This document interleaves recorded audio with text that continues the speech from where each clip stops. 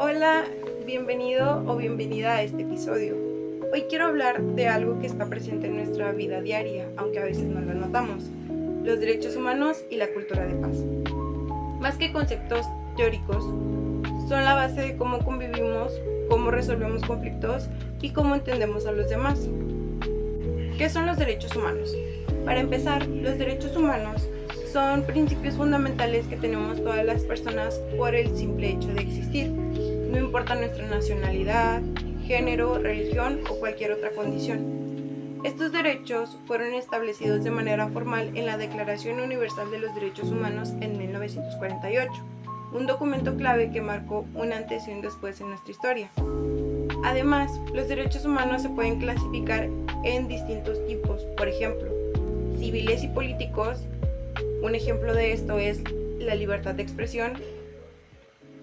Otro tipo son los económicos, sociales y culturales, que un ejemplo de esto sería el acceso a la educación o a la salud.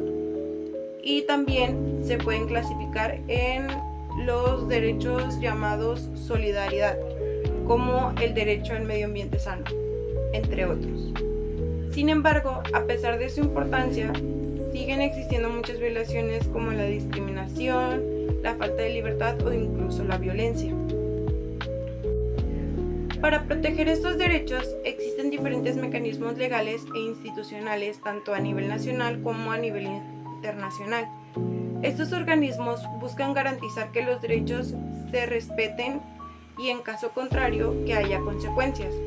Pero la realidad es que muchas veces estos sistemas no funcionan como deberían, ya sea por falta de aplicación o por intereses que interfieren.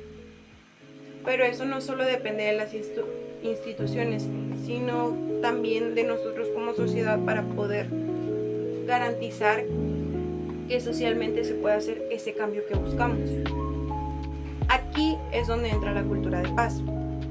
La cultura de paz es un enfoque que promueve la resolución pacífica de conflictos, el respeto a los derechos humanos, la igualdad, la participación activa de las personas en la sociedad. Y no se trata solo de evitar la violencia, sino de construir relaciones basadas en el diálogo, la comprensión y la empatía. Y esto se empieza desde uno como individuo para poder cambiar a la sociedad. También implica reconocer y respetar la diversidad, aceptar que todas las personas son diferentes y esas diferencias enriquecen a la sociedad.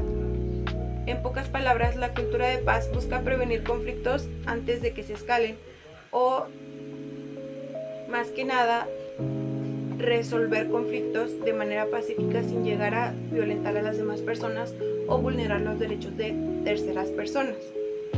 Uno de los elementos más importantes para lograr esto es la educación, ya que desde temprana edad es fundamental enseñar que los derechos humanos son de suma importancia, así como qué son y por qué son tan importantes, y todo lo que esto implica, sus características, a lo que uno tiene derecho o incluso qué podemos hacer si se nos llegan a vulnerar nuestros derechos, a quién acudir, cómo reportar estas faltas, entre otras cosas.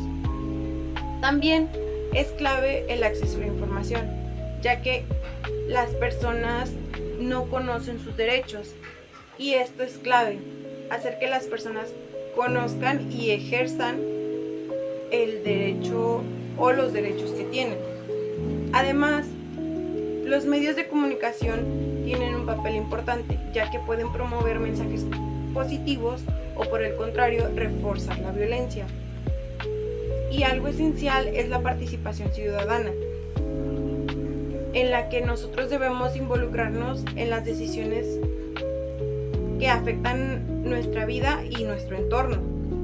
Al final, los derechos humanos y la cultura de paz están profundamente conectados, ya que no puede haber paz si no se respetan los derechos humanos, y no se pueden garantizar estos derechos sin una cultura basada en el respeto y la empatía. Todo esto no es responsabilidad de pocos, sino de todos.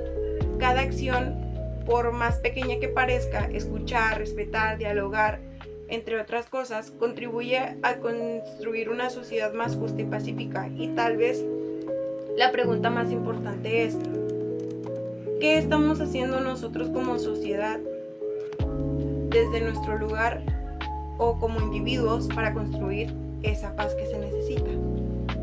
Eso fue todo, muchas gracias por escuchar este episodio, nos vemos en un siguiente episodio.